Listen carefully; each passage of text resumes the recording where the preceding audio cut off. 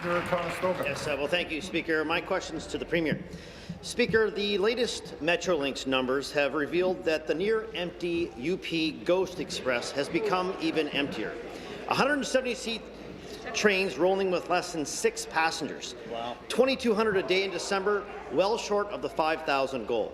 All the while, we foot the bill for botched fare setting that was designed to pay for the unnecessary luxury terminal-to-train boutique access this government insisted on. Speaker, every day that the trains get emptier, the costs grow larger.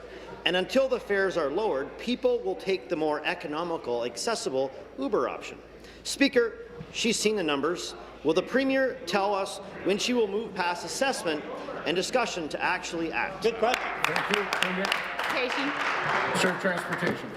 Thanks very much, Speaker. I thank the member opposite for the question. Over the last number of days, both myself and the Premier and others at Metrolinx have discussed this very topic, Speaker. We've all said publicly, in fact, just last week, we said publicly that we are currently analyzing the entire situation. We're looking at every option, Speaker. We understand that the ridership needs to come up. What we've seen this past weekend, of course, Speaker, is that there is a great deal of curiosity and interest and support for this particular service as it relates to linking Union and Pearson, Speaker, but also as it relates to providing more service or transit options for people in the West End of Toronto. So over the coming days, Speaker, we'll continue to conduct this analysis, we'll complete that work, and we'll respond accordingly as soon as we're ready, Speaker. Thank you very much. Thank you. Supplementary. Now, Speaker, when we asked the government to take a look at the fare reductions, I didn't think you'd actually take me up and make them for free. However, it's not just the UP Express. Last month, we were stunned to learn that this government oversaw plans for a $250 million Union Station train shed renovation and forgot to make sure their promised electric trains actually fit. I mean, how can you approve a plan for a $250 million train shed renovation and neglect to ensure that the trains actually fit in the shed? Little glitch. Speaker, this is a classic Liberal plan. Spend first, ask questions later, steamrolling ahead with transit photo ops without concern for cost overruns and logistical challenges.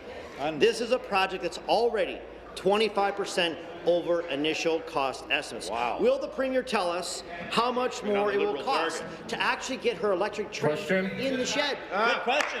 Thank you. Minister. Thanks very much, Speaker. Of course, the team at Metrolinx, working closely with the Ministry of Transportation, has a plan over the next decade to literally transform the GO network, Speaker. That member, representing the part of the province that he represents, will be well aware that we made a commitment over the next decade to take the existing GO service, which is extremely popular and well used, Speaker, and transform that into two-way all-day GO service with electrification on core segments and trains running at intervals of up to 15 minutes on those core segments, Speaker. As part of that plan, we are increasing capacity at Union Station, Speaker. But as I said to the member from Parry Sound in his earlier question, what I find remarkable is that witnessing that member in that caucus repeatedly, Speaker, vote against every undertaking from this government and this Premier to invest in more infrastructure, to deliver more transit. They've opposed it, and now they're complaining that we're not delivering fast enough, notwithstanding their opposition, Speaker. Maybe they can get their story straight